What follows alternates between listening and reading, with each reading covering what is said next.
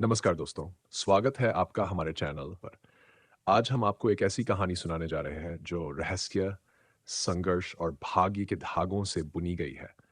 यह कहानी एक साधारण स्त्री की है जो अपने साहस और आस्था से असाधारण बन गई। लेकिन कहानी इतनी साधारण नहीं है। इसमें छिपे हैं कई सवाल। क्यों उसे हमेशा अपमान सहना पड़ा? कैसे उसने अपने भाग्य को बदला? और अंत में कौन था वह अजनबी जिसने उसकी जिंदगी बदल दी? दोस्तों, इस कहानी को अंत तक ज़रूर सुनिएगा क्योंकि हर मोड़ पर कुछ नया और अद्भुत है। तो चलिए शुरू करते हैं। भाग 1, समृद्धि के पीछे छिपा दर्द। कहानी शुरू होती है एक समृद्ध व्यापारी परिवार से। इस परिवार के मुखिया थे राघव सेठ, जिनका व्यापार दूर दूर तक प्रसिद्ध था। उनके घर में सब कुछ था, धन, संपत्ति, ऐश्वर्य। लेकिन क्या सब कुछ वाकई ठीक था? शायद नहीं। आ, राघवसेठ की पत्नी सुमित्रा अनुशासन प्रिय थी और घर के हर कामकाज पर उसकी नजर रहती थी। उनके दो बेटे थे, विक्रम और अर्जुन। विक्रम की पत्नी कंबलिनी थी जो अपने घमंड और स्वार्थ के लिए जानी जाती थी।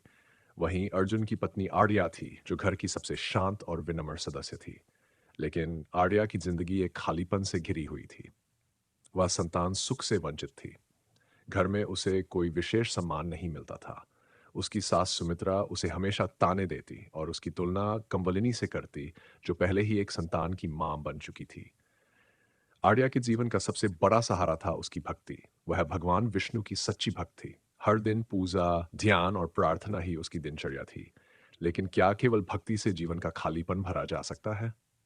भाग 2, वह अजनबी सन्यासी।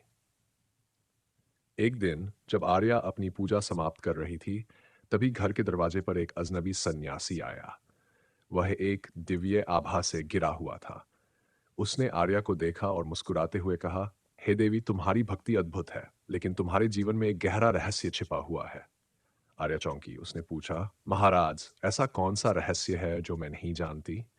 आ, सन्यासी ने कहा, तुम्हारे जीवन में जो कष्ट है वे तुम्हारे भाग्य से जुड़े हैं। लेकिन याद रखना, हर भाग्य बदला जा सकता है।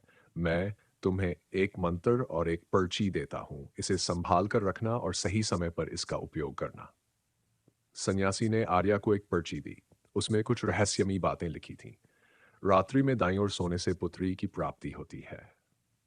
छठे दिन गर्भधारण से पुत्र की प्राप्ति होती है।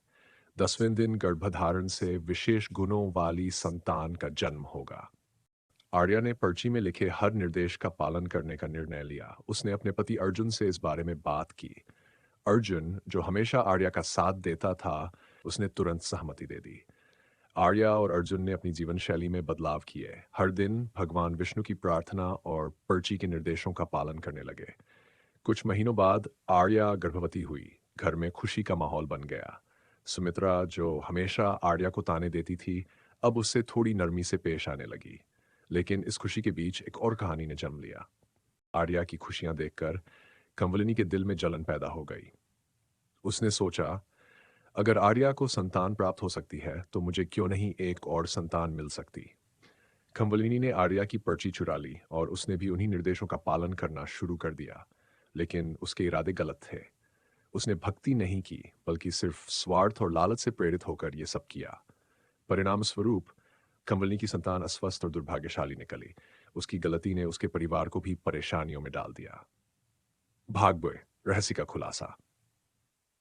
कुछ समय बाद वही अजनबी सन्यासी फिर से उस गांव में आया। इस बार उसने राघवसेठ के पूरे परिवार को इकट्ठा किया और कहा, जो हुआ वह केवल कर्मों का फल था।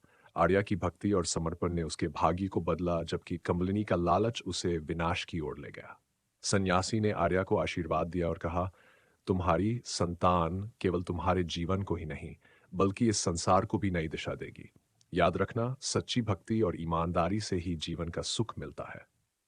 कहानी के अंत में भगवान विष्णु माता लक्ष्मी से कहते हैं, हे देवी, ये कथा केवल एक परिवार की नहीं है, ये जीवन का सत्य है। जब कोई स्वार्थ, घृणा और लालच से प्रेरित होकर काम करता है, तो वह अपने विनाश को बुलावा देता है।